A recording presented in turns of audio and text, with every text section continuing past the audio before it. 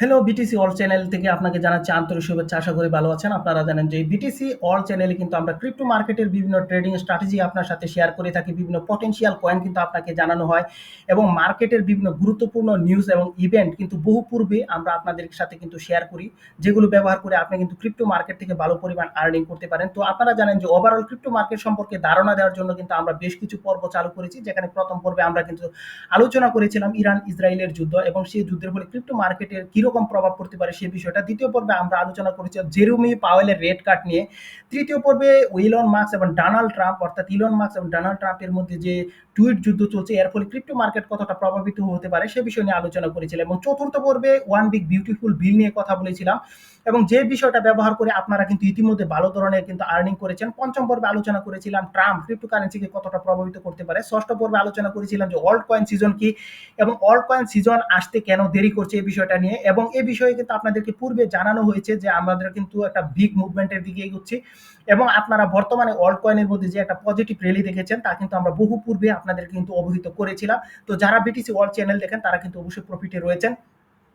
সপ্তম পর্বে BTC top holder, অষ্টম পর্বে ওয়ার ইম্প্যাক্ট অফ ক্রিপ্টো, নবম পর্বে ক্রিপ্টো হোয়েলস এবং দশম পর্বে কিন্তু আমরা আলোচনা করেছিলাম অল্ট কয়েন সিজন কেন, অল্ট কয়েন কেন পাম্প করছে না এবং বিটকয়েনই শুধু পাম্প করে যাচ্ছে এই বিষয়টা এবং অল্ট কয়েন কখন পাম্প করবে এই বিষয়টা নিয়ে কিন্তু আপনাদেরকে পূর্বে ধারণা দিয়েছিলাম।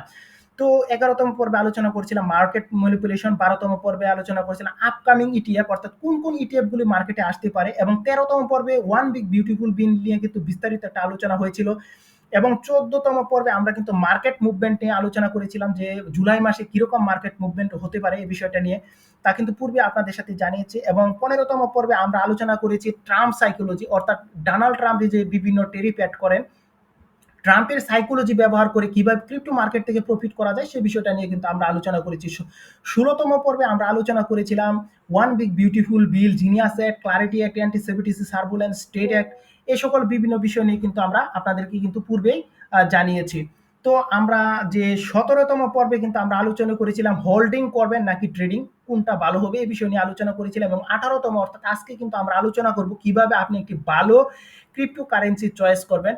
কারণ আমাদের সামনে কিন্তু আপনারা জানেন যে অল্ট কয়েন সিজন কিন্তু রয়েছে এবং আমরা কিন্তু খুবই কাছে রয়েছি এজন্য আমরা কিন্তু অনেকে ক্রিপ্টোতে কিন্তু ইনভেস্টমেন্ট করার কথা কিন্তু ভাবছি। তো কোন কয়েনগুলোতে ইনভেস্টমেন্ট করব, কিভাবে আমরা একটা ভালো কয়েন চিনবো এই সকল বিভিন্ন বিষয় নিয়ে কিন্তু আজকে আমরা আলোচনা করব। তো চলুন আমরা আলোচনা শুরু করি। তো প্রথমে আপনার যে বিষয়টার দিকে খেয়াল রাখতে হবে সেই বিষয়টা হচ্ছে ইউজ কেস অর্থাৎ আপনি যেই ক্রিপ্টো কারেন্সিটা আপনি বাই করবেন এই কি ইউজ কেস, এর যদি কোনো ইউজ কেস না থাকে তাহলে কিন্তু ভবিষ্যতে এই যে আপনার প্রজেক্টটা সেটা কিন্তু ভালো কিছু নাও আনতে পারে। যেমন আমরা বলতে পারি যেমন ইথিরিয়ামের ইউজ কেস কি স্মার্ট কন্ট্রাক্ট, আমরা জানি যে চেন লিঙ্কের ইউজ কেস কি ওরাকল ডাটা সলিউশন, আরবিট্রামের ইউজ কেস কি ইথিরিয়াম স্কেলিং সলিউশন। তো এখানে কিন্তু একটা পারফেক্ট কিন্তু একটা ইউজ কেস থাকতে হবে তাহলে কিন্তু আপনি কিন্তু ভালো একটা ক্রিপ্টো কারেন্সি বাই করেছেন এরকম কিন্তু ভাবতে পারেন। তো দ্বিতীয় যে বিষয়টা আপনার খেয়াল রাখতে হবে তা হচ্ছে টিম এবং ফাউন্ডার অর্থাৎ আপনি যে ক্রিপ্টো কারেন্সিটা বাই করছেন এর পেছনে কারা রয়েছে, এর ফাউন্ডার কারা, এ সকল বিভিন্ন বিষয় নিয়ে কিন্তু আপনার অবশ্যই কিন্তু ভাবতে হবে। যেমন আমরা যদি বলি সুলানার কথা, তো আপনারা জানেন যে সুলানার ফাউন্ডার হচ্ছে আনাতোলি ইকুবেনকু, যিনি কিন্তু ড্রপ বক্সে কিন্তু কাজ করেছেন এবং উনি কিন্তু একটা একজন ইঞ্জিনিয়ার। সো বুঝতেই পারছেন খুবই একজন প্রতিষ্ঠিত বলতে পারেন একজন ফাউন্ডার। সো এজন্যই কিন্তু আমরা দেখছি যে সুলানা ভালো একটা পাম্প পজিশনে রয়েছে। এখন অ্যাপটস এপিটির কথা যদি বলি তো অ্যাপটস এপিটির কিন্তু ক্রিয়েটর হচ্ছে মুহাম্মদ শেখ, যিনি কিন্তু মেটা অর্থাৎ ফেসবুকে কিন্তু কাজ করেছেন। সো বুঝতেই পারছেন এই টিমটাও কিন্তু খুবই ভালো, এর জন্য কিন্তু সুয়ে আপনি কিন্তু ভালো একটা মুভমেন্ট দেখেছেন।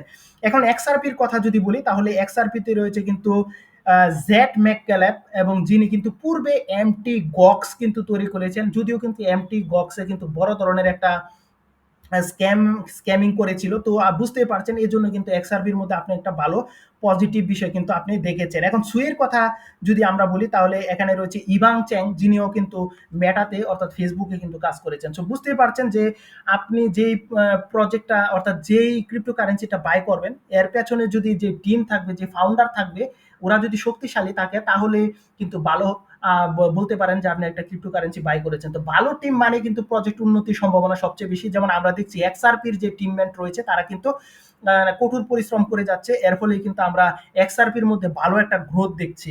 তো আমাদের তৃতীয় যে বিষয়টা আমাদের খেয়াল রাখতে হবে সেটা হচ্ছে টোকেনাইজেশন এবং সাপ্লাই। তো টোকেনাইজেশন এবং সাপ্লাইটা আপনি কোথায় দেখবেন? আপনি কয়েন মার্কেট ক্যাপে আসবেন, আসার পর কিন্তু এখানে যে কোনো কয়েনে কিন্তু আপনি যদি ক্লিক করেন, যেমন আমি আপনাকে বিষয়টা একটু দেখাচ্ছি। ধরুন যে কোনো একটা কয়েন, ধরুন আমি ইথিরিয়াম নিয়ে একটু কথা বলবো। তো ইথিরিয়ামে যদি আমি ক্লিক করে দেই, তাহলে আপনি ইথিরিয়ামে আসবেন এবং আপনার লেফট সাইডে দেখবেন যে এখানে কিন্তু এই যে টোটাল সাপ্লাই রয়েছে। তো টোটাল সাপ্লাইটা যদি কম থাকে তাহলে কিন্তু ভালো, এবং দেখুন সার্কুলেটিং সাপ্লাই এবং টোটাল সাপ্লাই। যদি দেখেন যে circulating supply, total supply same, same, তাহলে কিন্তু ভাবতে পারেন যে এটা কিন্তু একটা খুবই ভালো একটা প্রজেক্ট। অর্থাৎ এখানে কিন্তু নতুন কয়েন কিন্তু এড হবে না শুধু, তাহলে কিন্তু এখানে গ্রোথ একটা লক্ষ্য করা যেতে পারে। তো এখানে যদি দেখেন যে টোটাল সাপ্লাই এবং সার্কুলেটিং এ যদি 80% এর উপরেও কয়েন যদি মার্কেটে আসে, তাও কিন্তু এটা একটা ভালো প্রজেক্ট হিসাবে কিন্তু আমরা বিবেচনা করতে পারি। তো কোনো প্রজেক্ট যদি 50% এর নিচে যদি থাকে, তাহলে কিন্তু মোটেও আমরা কিন্তু ওই কয়েনটার দিকে কিন্তু বাই করব না। যদিও এখানে একটা কথা বলে রাখা ভালো যে যদিও আরবি ট্রামে কিন্তু আমরা বড় ধরনের কিন্তু প্রফিট আশা করেছিলাম, কিন্তু সে ধরনের প্রফিট পাইনি। কারণ আপনাদের কিন্তু এই কথাটা অবশ্যই জানিয়ে রাখা দরকার যে আরবি ট্রাম কিন্তু প্রতিদিন প্রায় 5 লাখের কাছাকাছি কিন্তু টোকেন আনলক করে থাকে প্রায় প্রতিদিন। এজন্যই কিন্তু দেখা যাচ্ছে যে এই হিউজ টোকেন আনলক কিন্তু মার্কেটে একটা নেগেটিভ ইমপ্যাক্ট ফেলে, এবং যদিও সুইও কিন্তু প্রতি মাসেই কিন্তু টোকেন আনলক করে। তো যাই হোক, সুই কিন্তু একটা স্ট্রং প্রজেক্ট এবং এক্সআরপিও স্ট্রং প্রজেক্ট। তো অবশ্যই আপনার কিন্তু টোটাল সাপ্লাই এবং টোকেন কতগুলো আছে মার্কেটে, ম্যাক্সিমাম সাপ্লাই কত, এই বিষয়টা কিন্তু আপনি দেখে নেবেন, এবং এই জন্য কয়েন মার্কেট ক্যাপ কিন্তু আপনি ইউজ করতে পারেন। তো দ্বিতীয়ত যে বিষয়টা আপনার দেখতে হবে সেটা হচ্ছে মার্কেট ক্যাপ এবং ভলিউম। এখন যদি দেখেন যে কয়েনটা আপনি নিয়েছেন, তো মার্কেট ক্যাপ এবং ভলিউমের কথা যদি বলি, এই যে এই জায়গায় কিন্তু আপনি দেখতে পারবেন যে এখানে মার্কেট ক্যাপ দেওয়া আছে। যদি দেখেন যে মার্কেট ক্যাপ লো, কিন্তু একটা স্ট্রং প্রজেক্ট, প্রথম দিকে কিন্তু মার্কেট ক্যাপ একটু কমই থাকতে পারে, তাহলে কিন্তু এটা লং টার্মে কিন্তু একটা ভালো প্রফিট কিন্তু আপনাকে দিতে পারে। তাই মার্কেট ক্যাপ কিন্তু খুব আমাদের একটা গুরুত্বপূর্ণ বিষয়। তারপর আপনার খেয়াল রাখতে হবে ভলিউম। যদি ভলিউম খুব কম থাকে, তাহলে অবশ্যই কিন্তু সেটা ভালো কয়েন না। তো ভলিউম যদি দেখেন যে দিন দিন বৃদ্ধি পাচ্ছে, বাড়ছে, তাহলে কিন্তু অবশ্যই একটা ভালো কয়েন। যেমন ইথিরিয়ামের যদি দেখেন 3.55% কিন্তু এখানে গ্রোথ দেখছি। সো বুঝতেই পারছেন এটা কিন্তু একটা স্ট্রং প্রজেক্ট। অবশ্যই আমাদের মার্কেট ক্যাপ দেখতে হবে কত, এবং ভলিউম দেখতে হবে। সহজ কথা, high volume healthy project, low cap plus strong project, তাও কিন্তু একটা হেলদি প্রজেক্ট। ঠিক আছে? তো রুট ম্যাপ এবং ডেভেলপমেন্ট চলছে কিনা এই বিষয়টা দেখতে হবে। তো যারা এর পিছনে রয়েছে, আপনি যে ক্রিপ্টোকারেন্সিটা বাই করতে যাচ্ছেন, তো ওই ক্রিপ্টোকারেন্সিটার রুট ম্যাপ দেখতে হবে যে ওরা কি কি করছে এবং ভবিষ্যতে কি কোনো আপগ্রেড করবে কিনা, এ সকল বিভিন্ন বিষয়। এর জন্য কিন্তু আপনি এখানে যদি কয়েন মার্কেট ক্যাপে আসেন, তাহলে কিন্তু এখানে হোয়াইট পেপারটা দেখতে পারবেন। তো হোয়াইট পেপার দেখে কিন্তু ওরা কি কি করতে যাচ্ছে ভবিষ্যতে, এই সকল বিভিন্ন বিষয় কিন্তু আপনি জানতে পারবেন। এমনকি ওয়েবসাইটে যদি ভিজিট করেন, তাহলে কিন্তু আপনি অনেক কিছু জানতে পারবেন। এবং এখান থেকে কিন্তু আপনি জানতে পারবেন যে কমিউনিটি এবং হাইপ, এবং যেমন আপনারা জানেন যে সোশ্যাল মিডিয়াতে যে যেমন টেলিগ্রাম রয়েছে, ডিসকর্ড রয়েছে, টুইটার রয়েছে, রেডিট রয়েছে, এগুলোতে অ্যাক্টিভ ইউজার কেমন রয়েছে সে বিষয়টা কিন্তু আপনি দেখবেন। এবং এর পাশাপাশি আরেকটা বিষয় কিন্তু আপনি এখানে লক্ষ্য করতে পারেন। এখানে যদি আসেন, এই যে আমরা বাম সাইডে কমিউনিটি সেন্টিমেন্টটা দেখবেন যে এখানে 82, অর্থাৎ বুলিশ মুভমেন্ট, এবং বিয়ারিশ দেখুন 18%। সো এটা কিন্তু অবশ্যই একটা স্ট্রং প্রজেক্ট, ভালো প্রজেক্ট। সো এখানে কিন্তু আপনি কমিউনিটি সেন্টিমেন্টটা এখানে কিন্তু দেখতে পারেন। এবং এক্সচেঞ্জ লিস্টিং আপনার কিন্তু খেয়াল রাখতে হবে যে আপনি যেই কয়েনটা বাই করতে যাচ্ছেন, সেই কয়েনটা কোন কোন এক্সচেঞ্জের লিস্টে এটা আছে, তো এই বিষয়টা দেখবেন। তো ধরুন আমরা ইথিরিয়াম নিয়ে যদি কথা বলি, আপনি যদি এখানে আসেন, তাহলে কিন্তু দেখতে পারবেন যে ইথিরিয়াম কোন কোন এক্সচেঞ্জে লিস্টেড। এই যে এখানে দেখুন যে বাইন্যান্সে লিস্টেড, বাইবিজে, কয়েনবেস, কার্ভে, ইউনিসোয়াপে, আপবিটে, ওকেএক্স, বিটগেটে, ম্যাক্স, এমএক্সিতে। সো এখানে কিন্তু দেখতে পারবেন যে কোন কোন এক্সচেঞ্জ সাইডে কিন্তু অথবা ডেক্সে কিন্তু লিস্ট রয়েছে বা আছে এই কয়েনটি। আর এটা দেখার পেছনে অন্যতম কারণ হচ্ছে, যদি ভালো এক্সচেঞ্জে থাকে, তাহলে অবশ্যই আপনার বুঝতে হবে যে এটা কিন্তু একটা স্ট্রং প্রজেক্ট। বিশেষ করে বাইন্যান্স, কয়েনবেস, এই দুটো এক্সচেঞ্জ সাইটকে কিন্তু একটু বেশি প্রাধান্য দিবেন, কারণ এই দুটি কিন্তু টপ এক্সচেঞ্জ হিসেবে কিন্তু বর্তমানে গণ্য করা হয়। তারপর আপনি বাইবিট, বিটগেট এগুলো কিন্তু নিয়ে আসতে পারেন। তারপর আমাদের কিন্তু খেয়াল রাখতে হবে যে সিকিউরিটি অডিট রিপোর্ট, অর্থাৎ কে অডিট করছে, এবং এই বিষয়টা কিন্তু খেয়াল রাখতে হবে। হ্যাকেন কি এখানে কোনো দায়িত্ব পালন করছে নাকি, এই বিষয়টা দেখতে হবে। এবং এখানে কিন্তু দেখতে হবে কোনো র্যাগ বা স্ক্যাম হিস্টোরি এই কয়েনটার পিছনে রয়েছে কিনা। যেমন আমরা যদি আপনাকে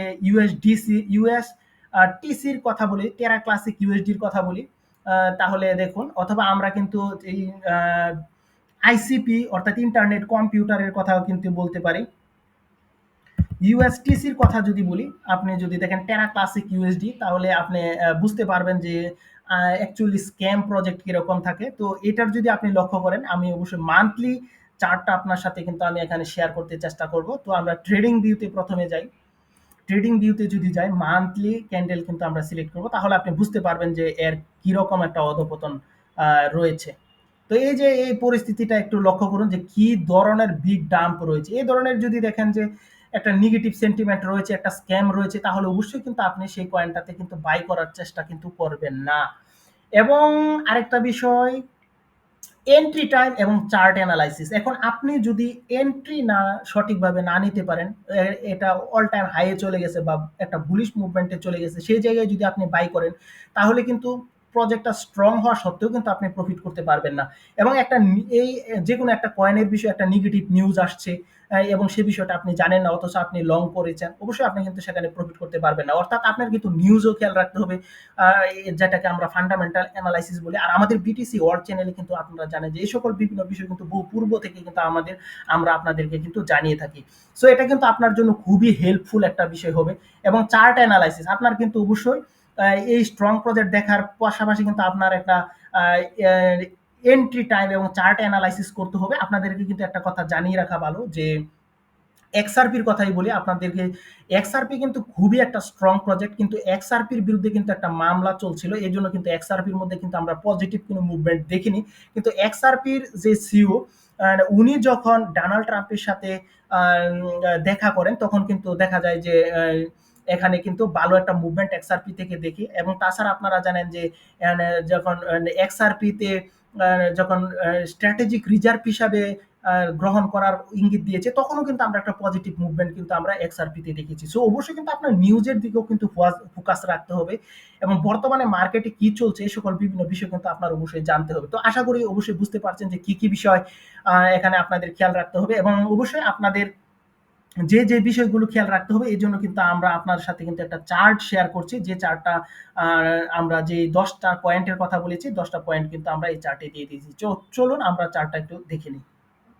তো আপনারা যে বিষয়গুলো দেখে সংক্ষেপে এই বিষয়টা কিন্তু আমরা এখানে উল্লেখ করে দিয়েছি। তো প্রথমে রয়েছে কিন্তু ইউজ কেস, দ্বিতীয় পজিশনে রয়েছে টিম অ্যান্ড ফাউন্ডার, তৃতীয় কিন্তু রয়েছে সাপ্লাই, এবং চতুর্থ মার্কেট ক্যাপ ভলিউম, এবং পঞ্চমে কিন্তু রয়েছে রুট ম্যাপ। সো এই বিষয়গুলো কিন্তু আপনার খেয়াল রাখতে হবে, এবং তার পাশাপাশি এবং আরো কিছু বিষয় খেয়াল রাখতে হবে, যেগুলো 6 রয়েছে পার্টনারশিপ, 7 কমিউনিটি, এবং 8 রয়েছে এক্সচেঞ্জ, এবং নবম পজিশনে কিন্তু রয়েছে অডিট, এবং দশম পজিশনে রয়েছে কিন্তু এন্ট্রি টাইম এবং অ্যানালাইসিস।